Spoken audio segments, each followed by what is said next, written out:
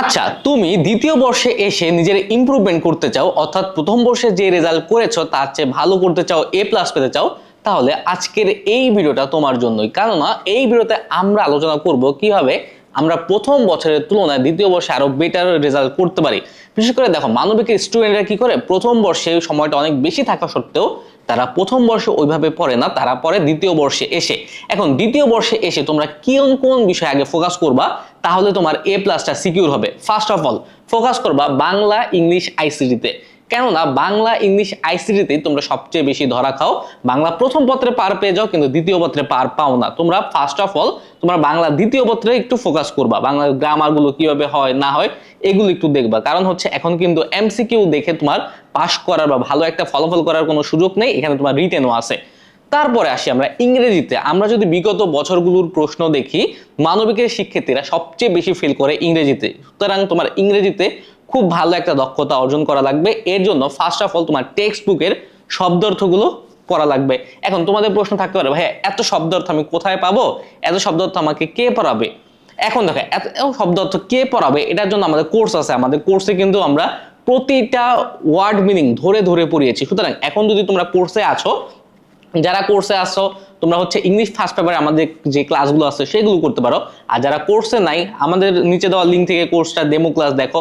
যদি মনে হয় হ্যাঁ এই অল্প দিনেই আমি এই ক্লাস করে ভালো করতে পারবো, ইনশাল্লাহ চাইলে পারবা, তাইলে তোমরা কোর্সে এনরোল হয়ে যেতে পারো। তারপর আসি আমরা হচ্ছে বাংলা প্রথমে আমাদের যে ক্লাসগুলো আছে সেগুলো করো।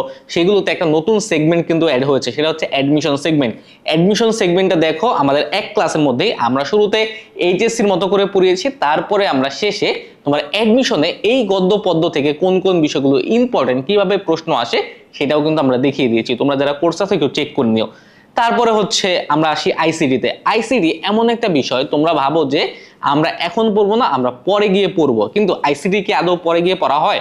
হয় না। কারণ হচ্ছে মানবিকে তুমি যত পড়া হচ্ছে জমিয়ে রাখবা, তত তোমার কি ডে বাই ডে পিছিয়ে যাবে। সুতরাং বাংলা, ইংলিশ, আইসিটি এই তিনটা বিষয় মোটেও ফাঁকি দেওয়া যাবে না। এইবার আসি গ্রুপ সাবজেক্টে।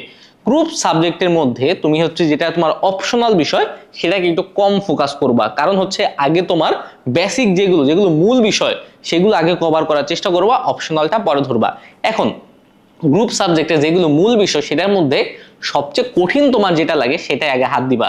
সাপোজ তোমার গ্রুপ সাবজেক্টের মধ্যে ইকোনমিক্স আছে, তাহলে আগে ইকোনমিক্সে হাত দিবা। কারণ হচ্ছে ইকোনমিক্স তুমি 2 দিন পড়লেই পারবা না।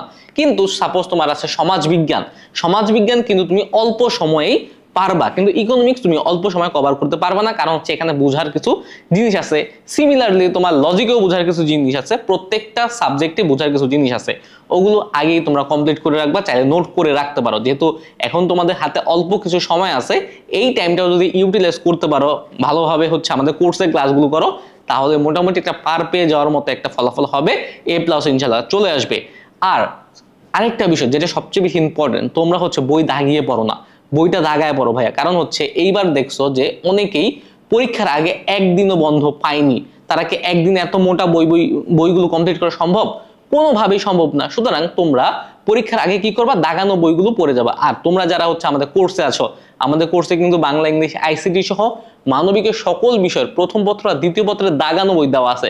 আমাদের দাগানো বই যে সেকশন আছে সেখানে চলে যাও, সেখানে গিয়ে দাগানো বইগুলো পড়ে ফেলো, বা ওই বইটা দেখে তোমার নিজের বইগুলো দাগায় ফেলো। তাইলেও কিন্তু অনেকটা তোমার কম সময়ে সম্পূর্ণ চ্যাপ্টার পড়া হয়ে যাবে।